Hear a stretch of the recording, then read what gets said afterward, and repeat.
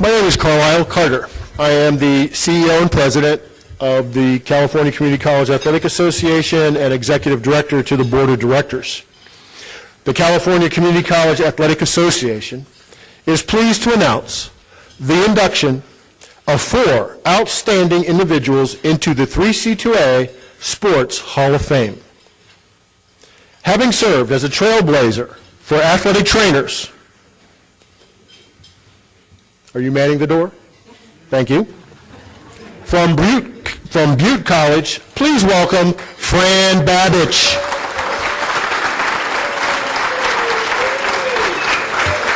Fran, go over there and stand. You gotta go over there and stand. You have to go over there and stand for a picture. Oh, okay. Fix your hair. Okay. Please welcome Matthew Kross, representing his late father, James Kross, from Riverside City College, devoted administrator, coach, and instructor.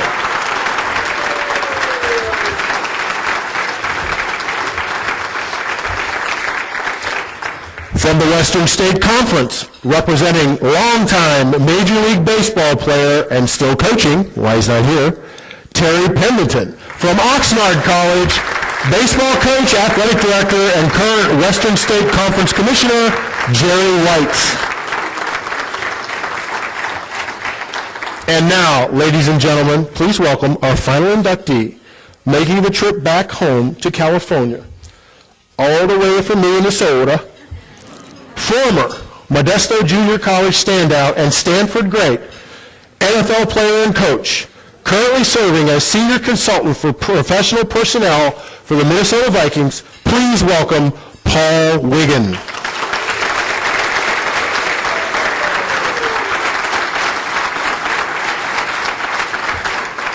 And we'll just pause for 1 minute for a picture.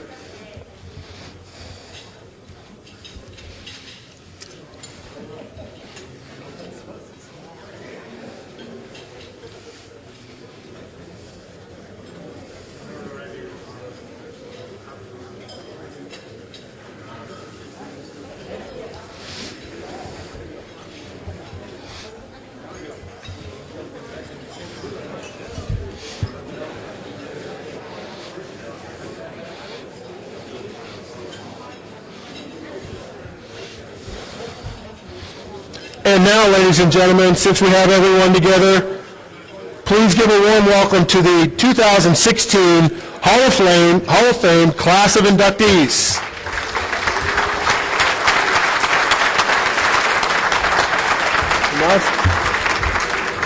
Thank you. And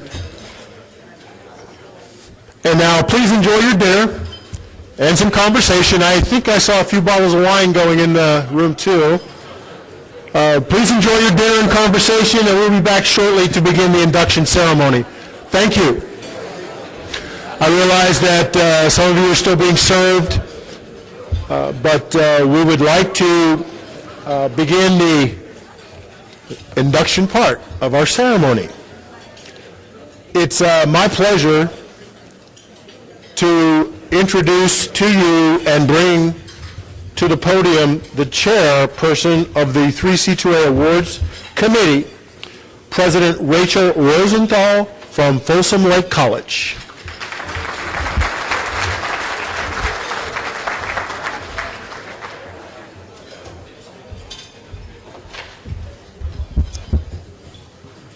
All right, well, let's start this off with good evening. Okay, well done, well done. So good evening. As he said, I'm Rachel Rosenthal from Folsom Lake College, and I am your MC this evening, but I do represent the work of the CCCAA Awards Committee. So I'm up here representing them, and all of you for that matter. So all right, so hang on, I've got papers stuck up here. All right, so the CCCAA Sports Hall of Fame is the highest honor bestowed in California Community College athletics. It was founded in 1984. Yes? Bring the mic down, he says. Is that better? Okay. All right. All right. All right, it was founded in 1984. The Hall of Fame is sought to recognize those who have made the most of their experiences as California community college student athletes, coaches, administrators, and who have maximized their own potential to better themselves and those with whom they come into contact.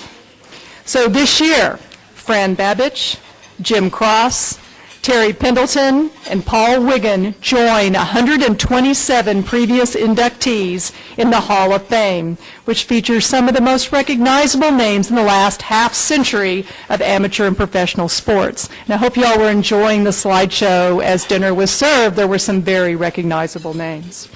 So there is a complete listing of the CCCAA Hall of Fame member in the back of your program.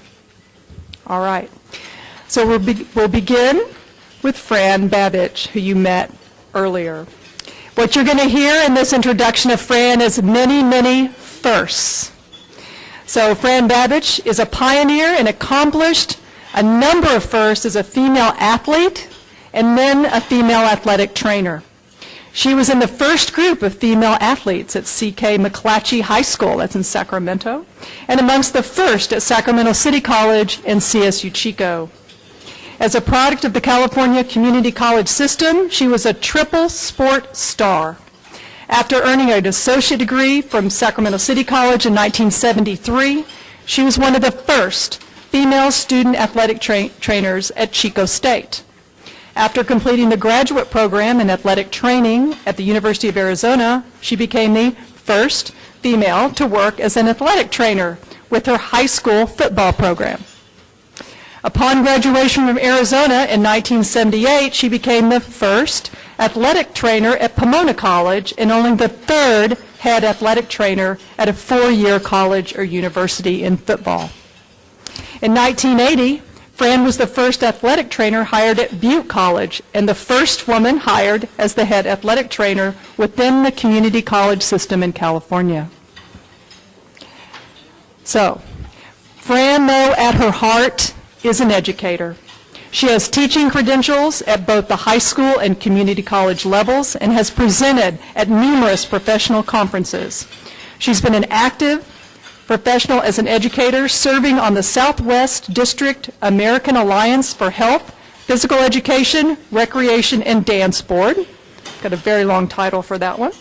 She has been department chair at Butte College and served on numerous campus committees, including Faculty Senate, Staff Development, Accreditation, just to name a few. So during the 89-90 academic year, Fran was one of two co-founders of the CCCAA as an affiliate organization of CCC2A. This allowed opportunities for certified athletic trainers to serve on management council and various committees within the CCC2A. So from 90 to 94, she served as the first president of CCCAA, where she chaired the original development and writing of the CCCAA Constitution, bylaws, and medical guidelines now found in the CCC2A Constitution. This organization has given athletic trainers an unprecedented voice in their work environment, the quality of life, and most importantly, in the health care they provide student athletes in their charge. So Fran researched and presented to the CCC2A board documentation to support the application and acceptance of the Athletic Trainers Association to become an official affiliate organization of the CCC2A. For her work with the CCCAA, she was awarded the 1998 CCCAA Athletic Trainer of the Year Award and induction into the CCCAA Hall of Fame class of 2011. So Fran has also been involved with the California Far West and National Athletic Trainers Association and has served as a member of the CCC2A Gender Equity Committee and the Golden Valley Conference Board.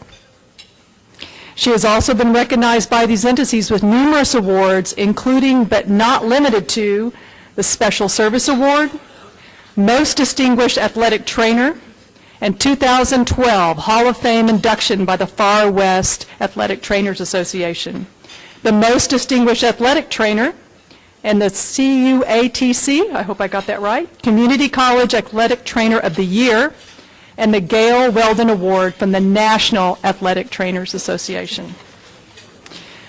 So Fran has been honored by a variety of institutions for her impact, including the 1990 Recognition Award for Outstanding Woman in a Leadership Role at Butte Community College by the Butte Community College Associated Students, 2003 Butte Community College Athletic Hall of Fame, and the 2013 C.K. McClatchy High School Athletic Hall of Fame, and the 2013 Block C.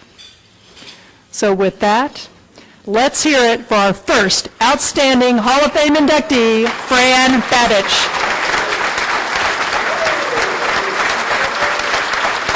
Please join. Yes, please join Carlisle.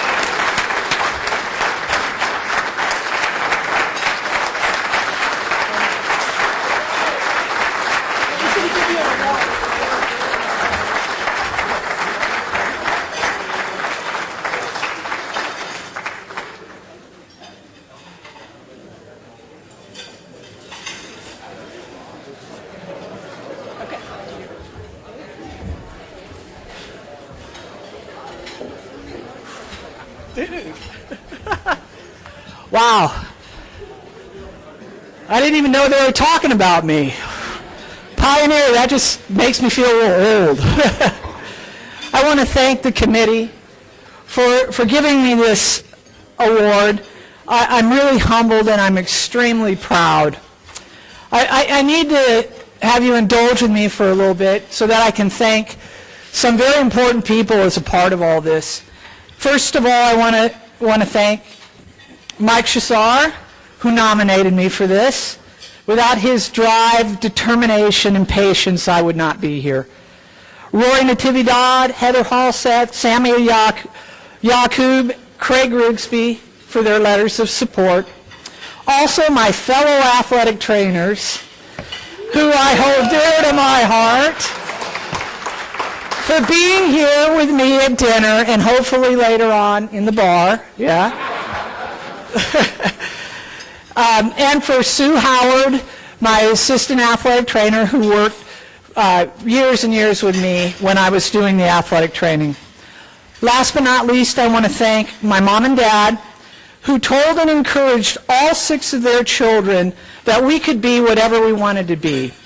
Even the girls had no limits. I want to thank my brothers and sisters who actually went outside and played games with me and came to my games when I played the games as well as covered the game.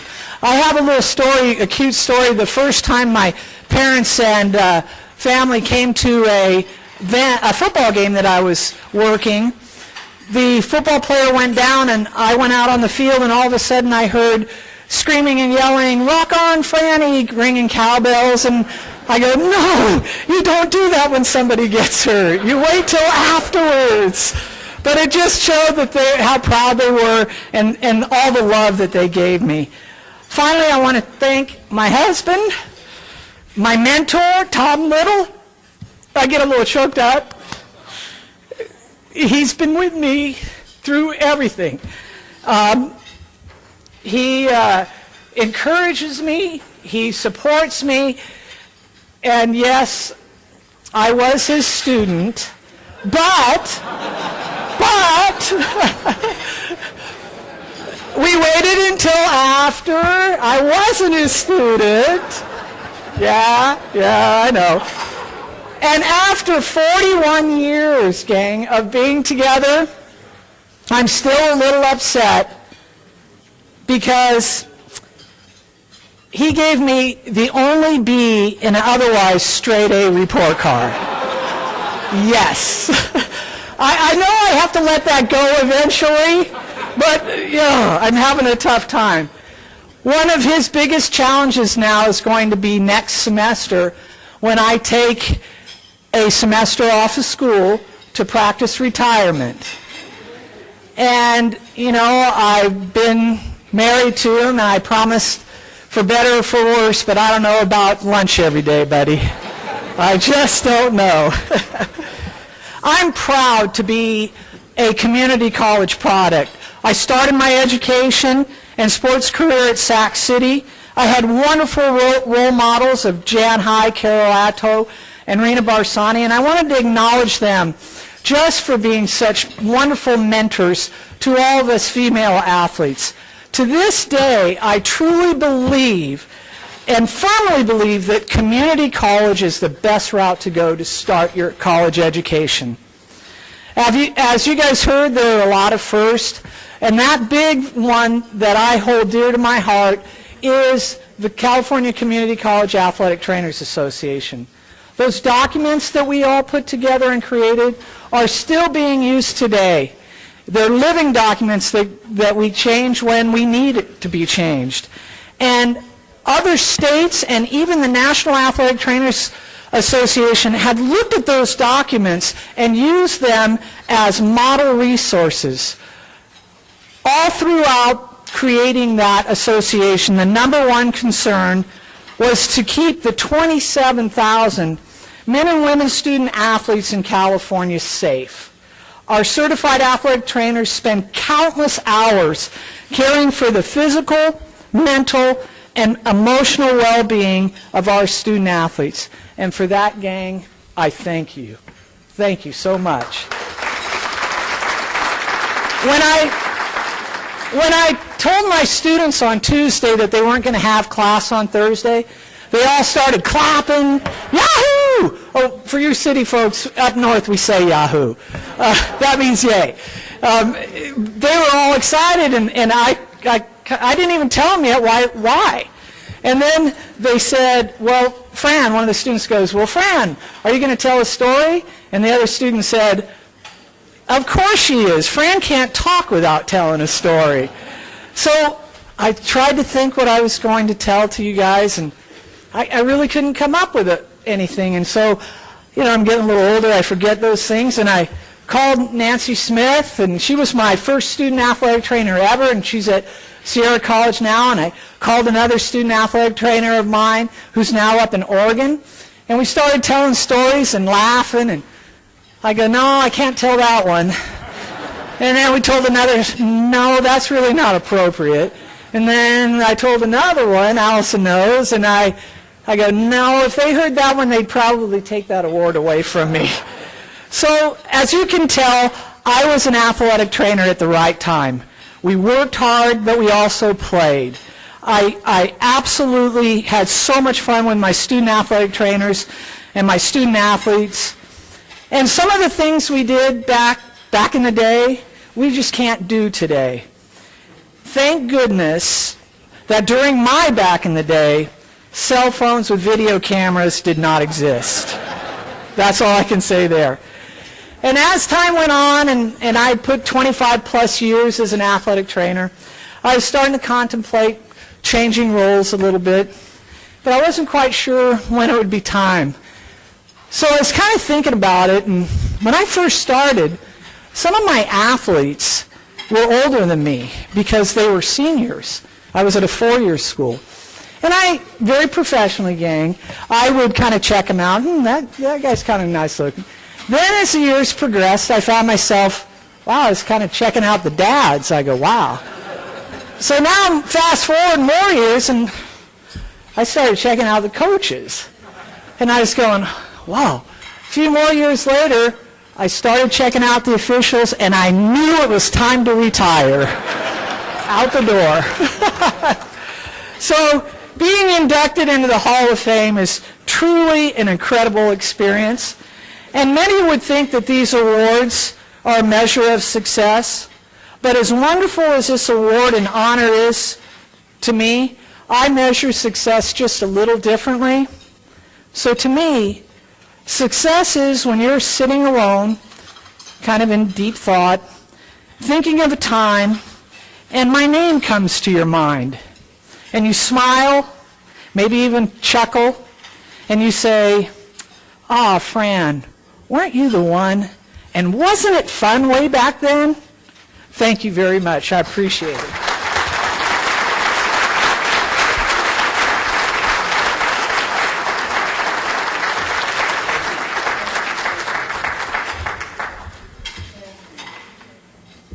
Congratulations, Fran. All right. Our next inductee was a longtime administrator, coach, and instructor at Riverside City College. Jim Kross began his time at Riverside City College as a student athlete from 1960 to 1962, playing both football and basketball. He made All-Eastern Conference and was named to the All-American First Team. Jim eventually transferred to Fresno State, where he continued his football career. He had the opportunity to play professionally, but instead chose to serve his country, joining the U.S. Navy and completing not one but 2 tours in Vietnam. He retired as a commander in the U.S. Navy Reserve and returned to Riverside. So Jim was appointed head football coach in 1974 and eventually succeeded the legendary T. Mark Johnson to become the athletic director, a position he held for 19 years until he retired in 2000. He shaped the athletic department during the time when Title IX was shaping women's sports.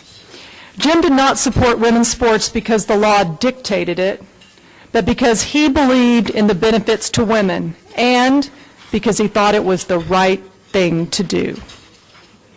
So Jim was known for his loyalty and dedication to the college and the community.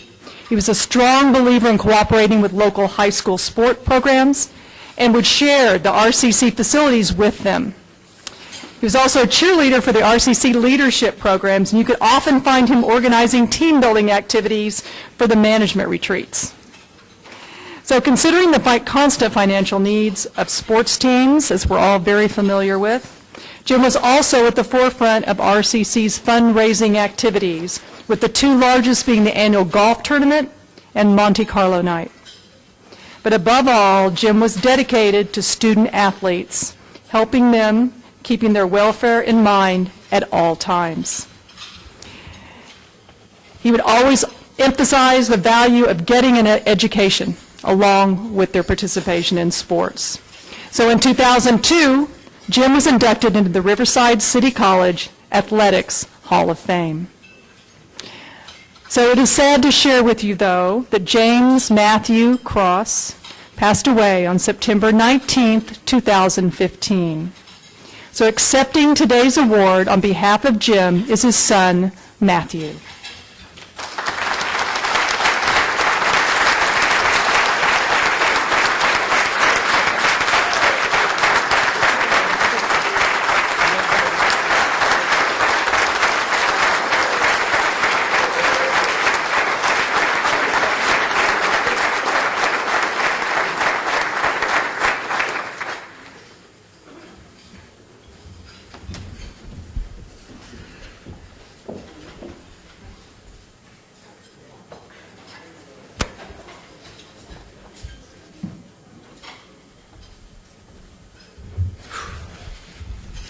My dad was a Tiger for as long as I ever known him.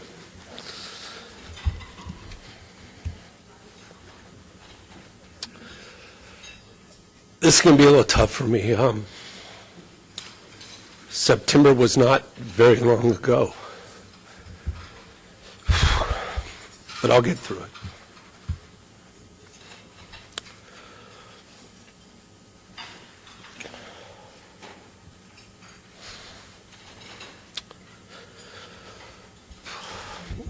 Thank you.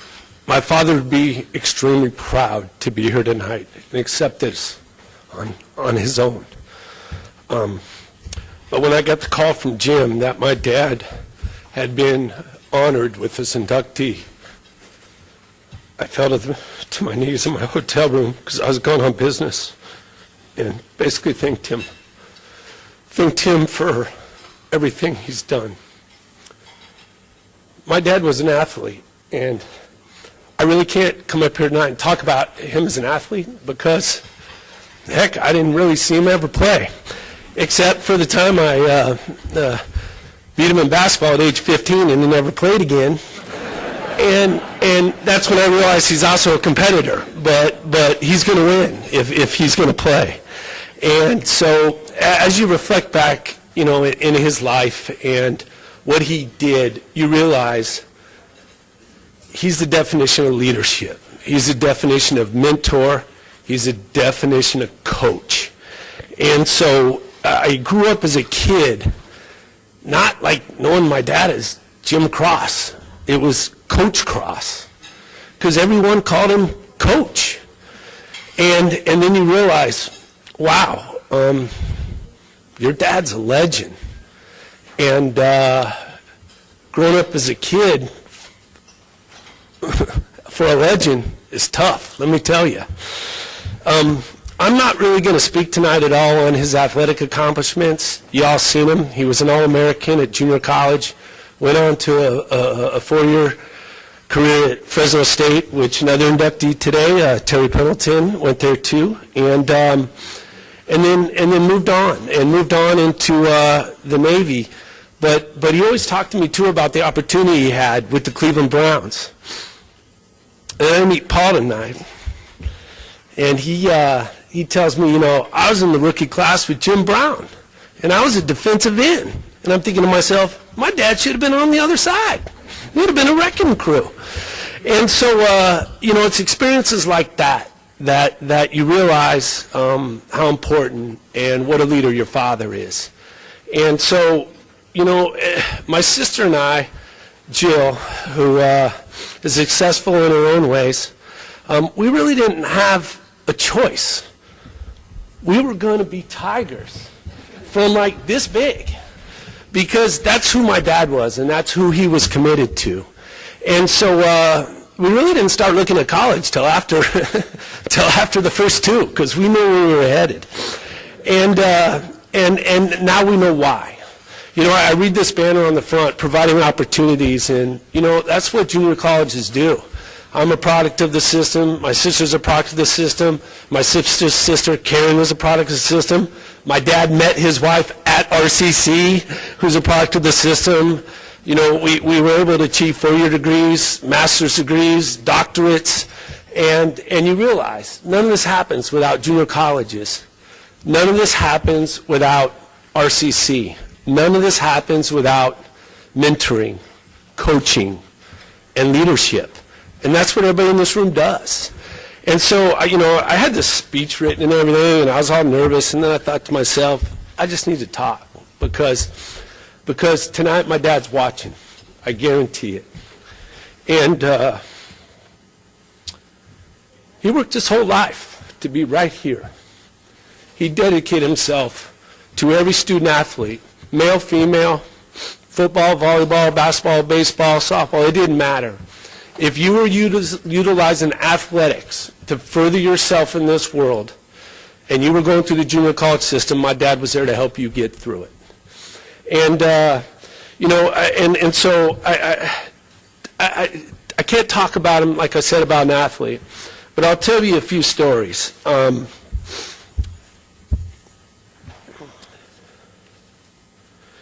As a kid, when your dad is the local football coach, you learn to throw a football pretty early in your life. And you also realize what competition is. And you learn it's okay to win.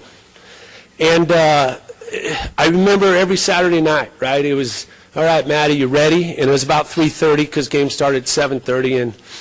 And we'd load up in the station wagon. And my stepmom's thankful he finally wrecked it. And we'd go down to RCC. And we would go through the Tiger Backers and see everybody. And that was the booster program, and we'd shake hands, and I'm just a little guy just tailing along with my dad, and then we'd go to pregame warm-ups, and fortunately I was able to be a ball boy, and so I was always catching punts in the end zone or catching passes from a quarterback that threw way too hard for my young age, and watched everyone respect my father, watched people listen to him, watch him coach, watch him do everything he had to do to make somebody better. And then the game would happen, and I learned at a young age to dislike Saddleback.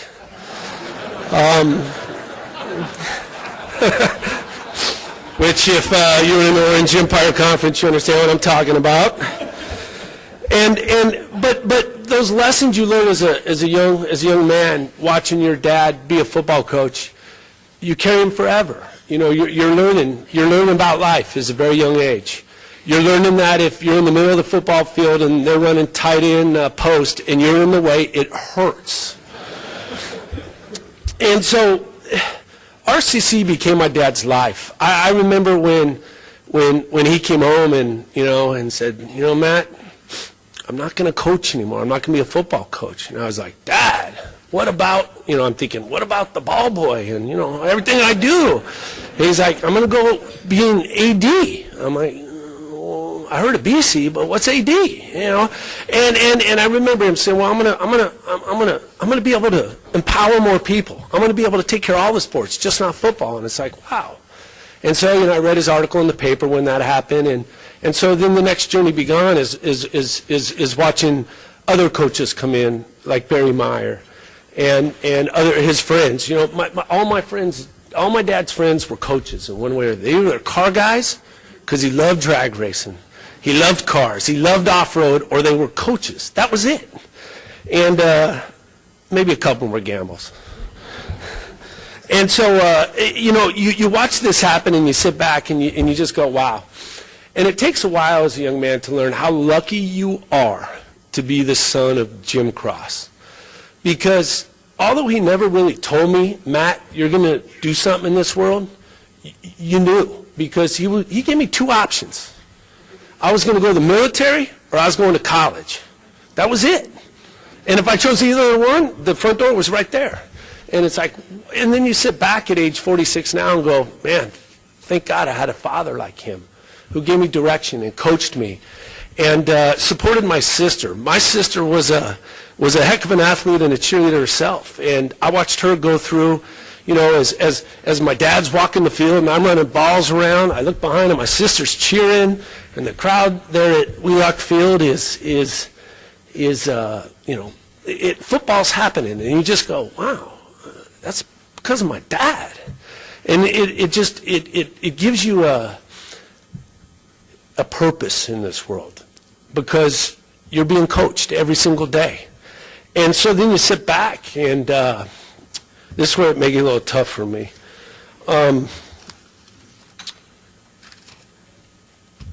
We knew he was going to pass. It came up very quick, but he had a brain cancer, and we knew it wasn't going to be good. And he was in the hospital in Riverside, where I was born, and I believe my sister was, no, you were born in Fresno. Fresno, yep. And so it was a Friday, and you look out his room, and I'm looking right at Jim Kross Field, which better known as Wheelock Stadium, but to me it's Jim Kross Field. And you see the logo, and you see everything that's happened. They got the new AstroTurf field and this beautiful track. And you just sit back and go, my dad had a part of this. And here he is getting ready to die in front of me. And you look at the field, and I told myself, man, I need to go talk to some people. So I put on my Nikes and walked out of the hospital and told my dad I'll be right back. And I went down and I walked over to the baseball field, and I found Dennis Rogers. Many of you may know. We talked earlier today. And he was a mentor of mine at the baseball program, RCC. And I said, Dennis, my dad's going to die. He said, Matt, be proud of your dad. He affected everybody. He's affected my life. He's affected all these athletes. This place wouldn't be what it was without your dad. And I said, wow. He said, have you met the new football coach, Tom Kraft? I said, no, I haven't. He goes, well, go find Jim Elton. You know Jim Elton? I said, I went to high school with Jim Elton. I know Jim Elton. He goes, go find Jim. He'll introduce you to a few people. You need to talk to some people today. So I go find Jim, and Jim says, you met Jim Woolridge. He's the AD now. And I said, no. So he walks me up to Jim's office, and, this is when you realize your dad's a legend, because I didn't tell anyone I was coming. I just walked in, and, I knocked on the door, and, hi, I'm Jim Kross's son. It's like you would have thought the president walked in. It's like everyone just stops and shakes your hand, and you realize, wow, my dad's got a lot of respect here. And so I talked to Jim, and he says, you met Tom Kraft yet? And I said, no, I haven't. And Tom Kraft is, a big-time football coach now at the JC level, working at RCC. And so he takes me down there and tells me a few stories Tom does about my dad, and then looks at Jim and says, you know how everybody wants me to put things on the back of our football helmets? Well, you know what? This year, I don't put anything on our football helmets, but this year we're going to put this Jim Kross initials on the football helmets. We're going to dedicate this year to Jim Kross. And I went, wow, this guy's getting ready for a big football game. They were undefeated. And so I go back to I walk back to the hospital, and it's right across the street, and I go up there, and it's just me and my dad, and he's pretty much out of it. And I said, Dad, they're going to honor you tomorrow night. Everyone at RCC respects you. You've done a lot for us. You've done a lot for the community. You've done a lot for the junior college program. It's okay to go now. The next morning, he passed. And it was like, wow. For some reason, it just worked out. And that night, my sister and I walked out to RC football field, and prior to the game, they had a moment of silence, and they gave my sister and I a helmet with his initials on the back that I still have on my trophy stand in my office. And I knew right then, wow, my dad's a legend. He's affected a lot of people. And how lucky I am to be his son, how lucky my sister is to be his daughter, how lucky Sue Kross is to be married to him for 30 years, and how lucky we are to have him as our father. And then you see the people on this, the people that have been inducted today or in the past, and you just go, wow, my dad's part of this group. And it's an honor. It's an honor. And when I got the call he was going to be in here, I was sad. I was sad because he deserved to be here today. He deserved to earn this honor. He earned it. He worked every day he went to work. He went to work to make junior colleges, RCC, and student athletes better people, and to set them up for success in this world. And if this table here is any act of that, yes, he set us up for success in this world by just us watching and us learning and us coaching. He was not going to allow you to make a mistake, and if you did, it was okay, but don't do it again. My dad was tough, very tough. My dad was strong. My dad was a friend. He was gentle. He was there to help people.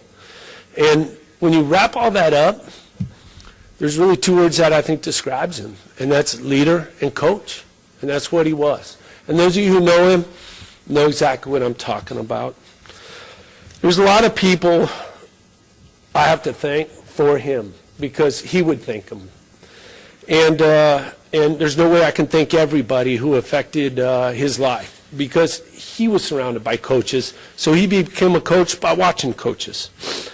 I got to thank Sue and our family because when Sue came into our life at about age 12 and 13 and 16, my dad blossomed. He blossomed because he had his partner in life. And, we were like one big happy RCC family. And I got to thank all the coaches, especially, these go back many years. These are coaches I remember as a kid where when my dad was busy with pregame or something, he'd be like, go to Coach Phages' office and have him teach you something about defense. And so I got to thank people like Coach Phages, Al Wilson, and some of you may know these people. Coach Waxman, longtime basketball coach there. Nate DeFrancisco, who was a mentor to my dad and raised a tremendous amount of money for the college. Stan Arterberry, who was a football coach with my dad, and he used to let me guest announce with him during the RCC basketball tournament, and I was probably pretty boring at age about 8. The Brown family, which Coach Brown coached at RCC, but the Brown family had a big impact. Don Barron, who was a strength coach and played for UCLA and a great friend of my dad. Barry Meyer, who took over after my dad when my dad stepped down as football coach. Coach Churchill, baseball coach Dennis Rogers, great leader and very big mentor in my life. Dave Ashley, those who are off-roaders who follow the Baja 1000, Dave Ashley's won that race several times, and my dad followed him around Mexico for many years, helping him make his truck faster. I think the only reason Dave had my dad around was for security purposes. I have to thank his wonderful mother, who helped raise a lot of money through the Tiger Backers and helped make RCC what it is today. Nick Tavaloni and Roger Folsom, who, between several of his best friends, Roger was probably the best athlete out of everybody and went to Cal Poly Pomona, a wonderful school in my alma mater. Today is an honor to accept this from my dad. and this inductee into this Hall of Fame. To represent him and to know I carry the Kross name means probably more today than it ever has. And Dad, we're proud of you. We're proud of everything you've done.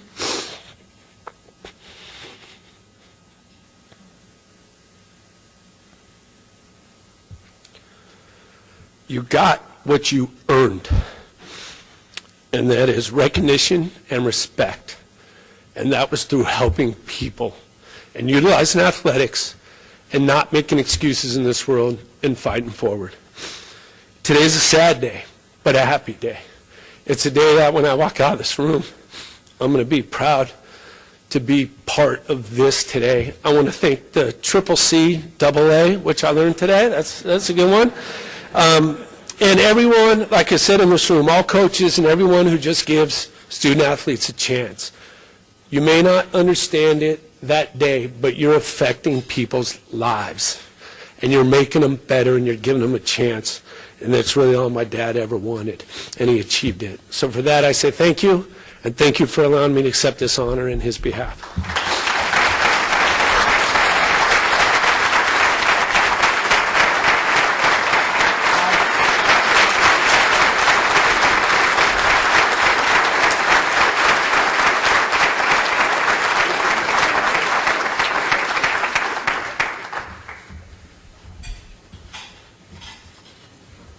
All right, now I have to follow that. All right. All right, our third inductee this evening into the CCCAA Hall of Fame is Terry Pendleton. He's a household name in Major League Baseball and began his illustrious athletic career at Oxnard College as a successful member of the first baseball team to represent the Condors in 1979. The second baseman led the team to conference championship and an appearance in the state championship quarterfinals. The transition from high school to community college was made easier for Terry because of his strong encouragement offered to him by his mother and father. They were at every game, but also stressed the importance of his academic success in order for him to matriculate to the next level.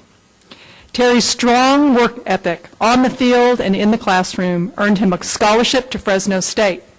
He earned All-American honors at Fresno State after setting a school record for hits with 98 and was drafted by the St. Louis Cardinals in 1982, where he spent 9 strong seasons. He then signed with the Atlanta Braves, having his best season in 1991. So his 15 years in the major leagues as a player include a National League batting title in 1991, National League Most Valuable Player, also in 1991, 5 appearances in the World Series, 1 All-Star Game selection, Major League Baseball Comeback Player of the Year, and 3 Golden Globe, I'm in the movies section, Golden Glove awards. So presently, Terry is entering his 15th year as a member of the Atlanta Braves coaching staff, currently as the club's first base coach, spanning his time in the major leagues to 30 years. So Terry continues to give back to Oxnard College baseball program, of which he is so very proud. He has donated equipment ranging from baseball helmets, pitching machines, gloves, shirts, glasses, autographed gear for auctions, and more, but always asking, what more can he do? So accepting on behalf of Terry this evening, whose Atlanta Braves are wrapping up spring training in Florida, is the current Western State Conference Commissioner and former Oxnard baseball coach and athletic director, Mr. Jerry White.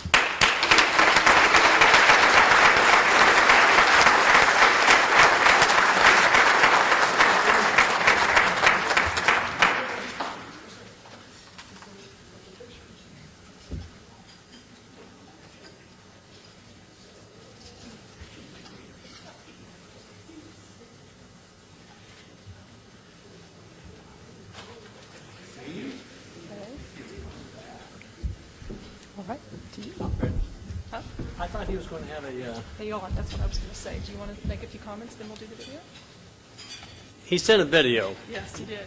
Would you like to do that first? Okay. Yeah, let's do that. All right. So if you can start the video, and then you want to say. I'll make some comments afterwards. First of all, let me thank you guys for inducting me into the Hall of Fame. I want to start off by saying, first of all, I want to thank my parents, my wife, my kids. Without them, probably a lot of things that I've done in life would not be possible. But to go back, my parents, the Pendletons, and the Yangers were very important in my life, and I'd like to thank them for that. Oxnard Community College was very important. It was a stepping stone for me, giving me the opportunity to grow as a young man and to grow as a baseball player. And I think the community colleges in the state of California are very important for a lot of us student athletes who were trying to further their careers, whether it be off the field or on the field. I think the community college was a great step for me in learning more about myself, learning more about my teammates, and learning more about winning and becoming a better baseball player. So again, I'd like to thank you guys. I appreciate this. I never sit around worrying about awards or wanting to really accept any awards or take any in, but this is a big honor for me. It's a big honor for my family, and I think it'll be an even bigger honor for my kids down the road. So again, thank you guys very much. I do appreciate it greatly. That was awesome.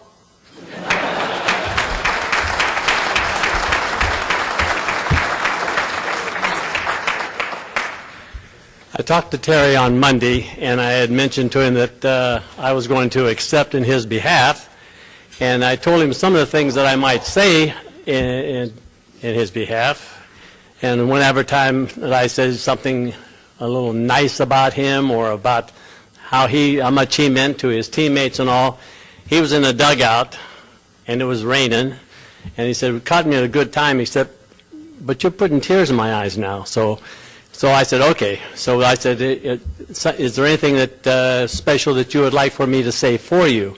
He said, "You'll do fine." So here's what I have a couple of notes that I'd like to go over with you. As Rachel mentioned, he was 2 years at Oxnard and then earned a scholarship to Fresno State. And I say earned because he prepared himself academically and athletically to make the next step. So that was important to he and his parents. So he went to Fresno, was an All-American at Fresno, led the team in hitting, set a record up there for hits in 1 year as 98, which is a ton. And also, when he was in pro ball with the Cardinals and the Braves, he led their team in hitting several years, in hits. So, as you mentioned, he was a 3-time Golden Glove winner. He played in 5 World Series, 1 All-Star game. He was an MVP in 1991, and for you Giant fans out there, the person who was second was Barry Bonds. So he was also a batting champion in 1991. He had 2 short years of retirement, and after that they coerced him back to come out and be the hitting coach with the Braves. When he was contemplating that, he gives me a call and says, "What am I going to tell him as far as hitting? What do I have to tell Chipper Jones about hitting?" And my comment, which I talked to other about this, you don't tell them anything unless they ask you. Because we know hitters, when they're hitting well, there's nothing you can tell them, and there's nothing that they want to hear. But when they have a few 0 for days, their ears are like this, because now they want some help. So I think that's what he ended up doing. When he came to us from Channel Islands High School, which is literally right across the street from us, he was a good infielder. Not a great infielder, but good. And so we had a good third baseman who was really good. And he ends up being he's our coach at Oxnard College.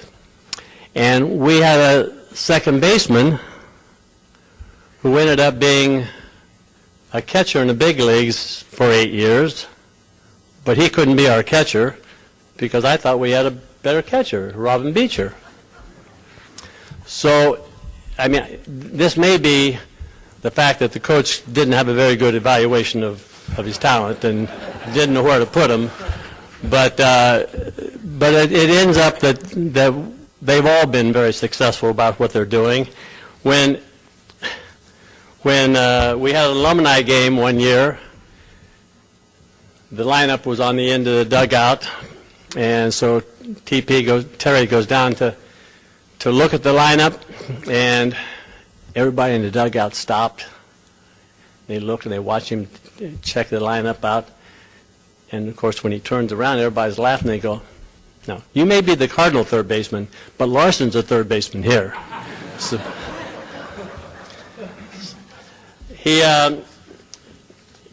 he could always hit, and we would spend the 2 years when he was with us, we would spend the fall with switch hitting, and he was good, but he chased too much left-handed. So at the end of the fall, when we'd have our exit interviews with him, I'd always sit down with each player, but with Terry, I'd say, "Okay, what do you want to do now? Do you want to be a switch hitter? Do you want to..." And his decision, "No, I want to stay right." Okay. But when he left and went to Fresno State, he got more serious about switch hitting, and it's kind of nice that he did because it was a good decision. He became one of 9 big league players to win a batting title. One of 9. That's all. I mean, I can name, the name Mickey Mantle and Pete Rose. Those are the 2 of the others. So it's quite a elite group. When he was in the minor leagues, he came back one winter, and he would call, about working him out or doing something with him, and I'd go throw him batting practice and hit him some ground balls. And this one day, I'm hitting him some ground balls, and I'm trying to give him some suggestions as to how he might get a better approach on a slow hit ball. And he says, "Thanks, but Whitey wants me to do it this way." And that was Whitey Herzog, who was the Cardinal manager. And I said, "Do it Whitey's way," I said, "because you've run out of eligibility here." When he signed his first good contract, he called, and I had read about it, and I was congratulating him, and then he says, I need some information on a tax write-off." And I said, "Really? A tax write-off?" I said, "Well, to start with, I don't think I can help you because you're in a different tax bracket than I am." And I said, "Secondly, it's only been a couple of years ago that you were asking me for lunch money." And he says, "A lot better now." He said, "I'm doing a lot better." So, and he was. But to be clear now, I didn't give him lunch money,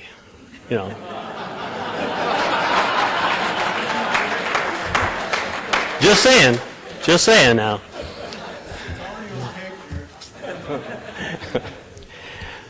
So, and Terry always wanted to be in my band. And I don't know whether it's because the other assistant coach, he didn't like his driving, or whether or not he wanted to be in my van, but he'd always ask me the same question: "Can we listen to something besides Lou Rawls?" And my comment would always be the same: my van, my music. So, as we were saying, Terry has been very generous and supportive of Oxnard College baseball, of which we are all appreciative. He has stayed in touch with his teammates, as well as they have stayed in touch with him. They go down to Dodger Stadium or to San Diego when the Braves are on the West Coast. So it's been a reciprocal situation because he stayed in touch with them, and they enjoy it, and they enjoy time with him. So I would tell you that we will accept this award on his behalf, because I'll tell you, As good an athlete as Terry Pendleton was, and probably still is, he's a better friend and a better man. Decades as a player, coach, and administrator in the collegiate and professional ranks. Wiggin earned his bachelor's and master's degrees from Stanford University in 1956 and 1959, respectively. The NFL's Cleveland Browns drafted him in 1956 after serving as a three-year starter at tackle for Stanford and going on to earn first-team All-Pac-10 and first-team All-America honors in both 1955 and 1956. Wiggin was named the Stanford Defensive Player of the Century in fan balloting. And in 2005, Wiggin joined exclusive company when he was selected for induction into the College Football Hall of Fame in South Bend, Indiana. In 11 seasons, from 1957 through 67, as a defensive end with the Cleveland Browns, Wiggin never missed a game, playing 146 straight regular season games, which stood as a team record when he retired. During his tenure there, Cleveland played in 3 NFL World Championship title games, and he started in the Pro Bowl in 65 and 67. In addition, Wiggin was named the team's outstanding defensive player in 1963, the Browns Player of the Year in 1966, and the Cleveland Pro Athlete of the Year in 1967. Immediately after retiring from his professional playing career in 1968, Wiggin became the defensive line coach for a local team called the San Francisco 49ers. Paul was part of the staff that guided San Francisco to 3 straight division titles from 1970 to 72 and the NFC Championship game in 1970 and 71. In 1974, Wiggin was promoted to defensive coordinator for San Francisco. His first head coaching opportunity came at the helm of the Kansas City Chiefs from 1975 to 77, and his first NFL win came in a 42-10 victory over Oakland, who went on to capture the AFC West title in 1975. So following his tenure with the Chiefs, Wiggin served as a defensive coordinator for the New Orleans Saints from 1978 and 79. In 80 and 83, Wiggin was selected as the head coach at his alma mater, Stanford University, where he oversaw future NFL first-round draft choice, someone you might know by the name of John Elway. So before joining the Minnesota Vikings in 1985, Wiggin was part of the 1984 Los Angeles Summer Olympic Games Organizing Committee. He joined the Vikings as a defensive line coach, a position he held for 7 seasons. During the time Wiggin was defensive line coach, Minnesota led the league in total defense twice in 1988 and 89. And in 1987, the Vikings advanced to the NFC Championship game before losing 17-10 to the eventual Super Bowl champion Washington Redskins. In 1989, the Vikings posted 71 sacks, the second most in a season in NFL history.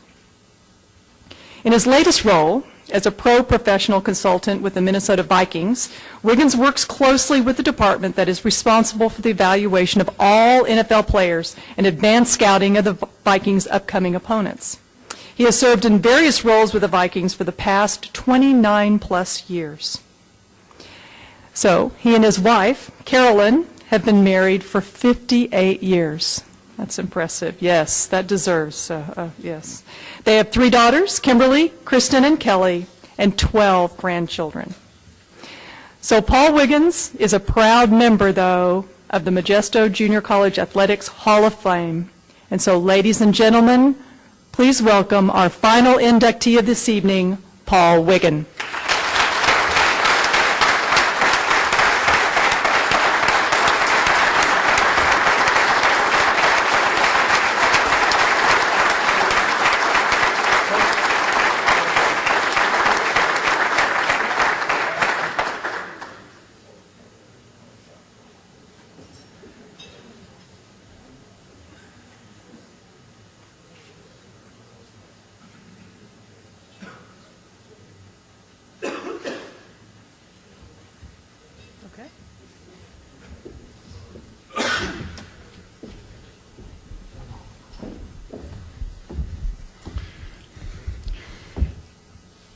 First of all, let me just say this.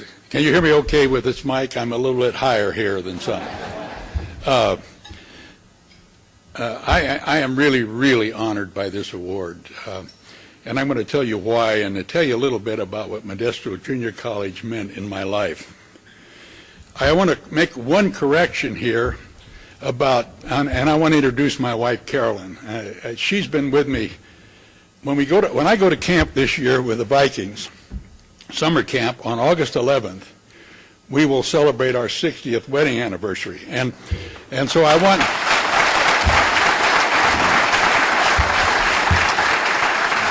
I would like to have her stand up and just be recognized because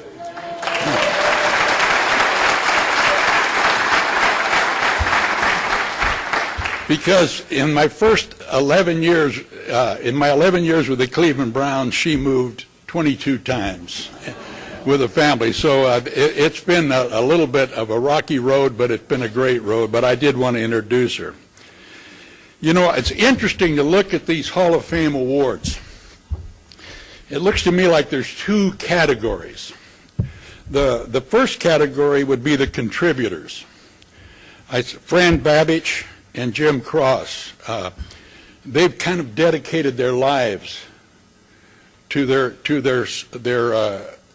community colleges in the state of California, and I think there's something to be said for that. And then there are the other side of it. They're the benefactors. That would be Paul Wiggin. I got the benefit of going to a junior college, and I think Terry Pendleton is in the same category. I think he probably, even though he's giving back, but he got the benefit of 2 years of training and was launched into the next level of his life. That's made a tremendous difference. And I think there are two of us tonight that are contributors, and two of us here tonight, I think, would fall in the category of benefactors. I'm going to tell you a little bit about how MJC really fit into my life. And the first thing is, my mom went to Modesto High School, and my dad went to Manteca High School. They met at Modesto Junior College. I'm number 2 of their 7 children, and I can tell you this: if I could probably find some people that can tell you that that's pretty dang important, that of the children that came from that family. But without Modesto JC, I don't think I'm standing up here tonight. So anyway, and the next part of where MJC fit into my life would be Stanford University. I had an uncle that took me to look at Stanford because he had played high school football with a freshman football coach. And when I was there, they said, you know, Paul, we would love to have you come and play here, but you haven't studied well enough in high school to be able to do that. And that was true. I didn't. I had not paid a price to do that. So anyway, when I was being recruited, my dad finally came to me and he said, Paul, he said, are you going to decide what school you're going to go to? And I said, Dad, you know, every time I think about going to college, all I can think about of the impression I got at Stanford University. I said, I would really, really love to go to Stanford. He said, well, I'll tell you for the 10th time, you haven't paid the price to go to Stanford University. And I said, you know, Dad, I said, you've always said if you want something bad enough, and if there's a possibility, then why not find that possibility if it can be found? And he said to me, he said, why don't you do this, Paul? He said, why don't you go to Modesto Junior College, where we went? Why don't you learn to study and produce from what you study and try to impress the admissions people at Stanford, and then go there and grow as a football player and continue to become a better football player. And if you can do that, maybe we can sell the coach at Stanford on him recruiting you at the end of your time there. And that's kind of what happened. And the rest of that is really history. Things fell in place, and it was perfect for me. I went to the place I wanted to go more than any place else in the world. And I think about Modesto. I had a great coach, and we talked about the greatness of a coach. And I had great teachers.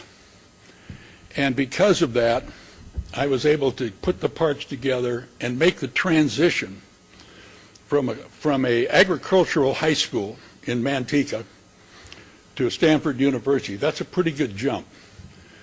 But without Modesto Junior College, that could have never happened. And if you ask me, what is the most important stepping stone in your life?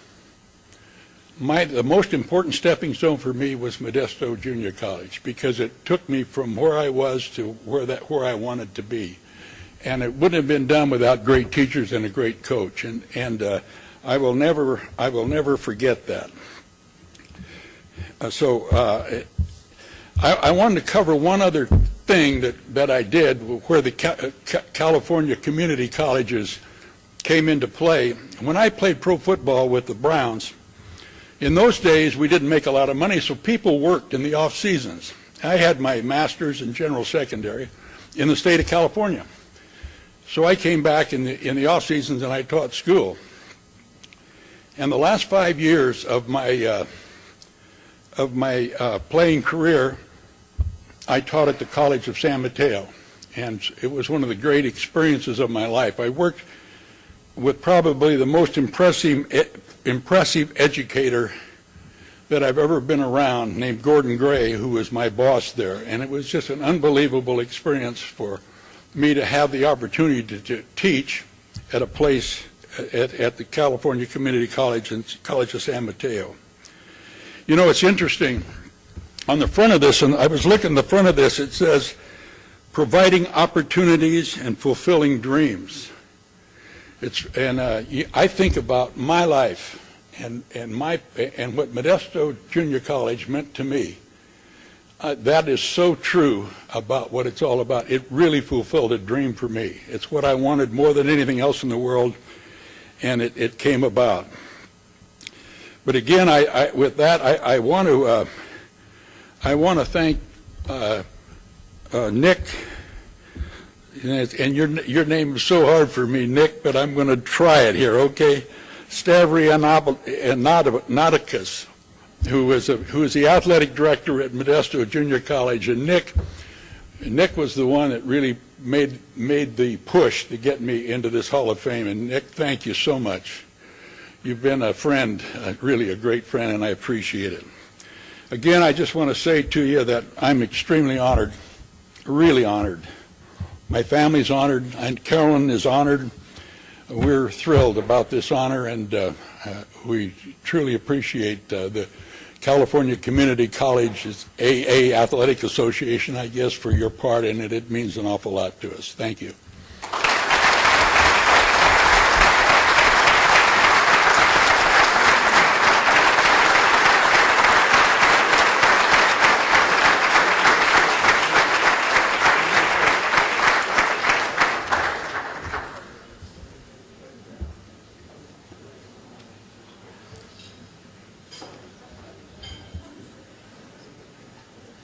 All right. So to our 4 Hall of Fame inductees this evening, to Fran and to Jim, Terry and Paul, let's give one huge round of applause.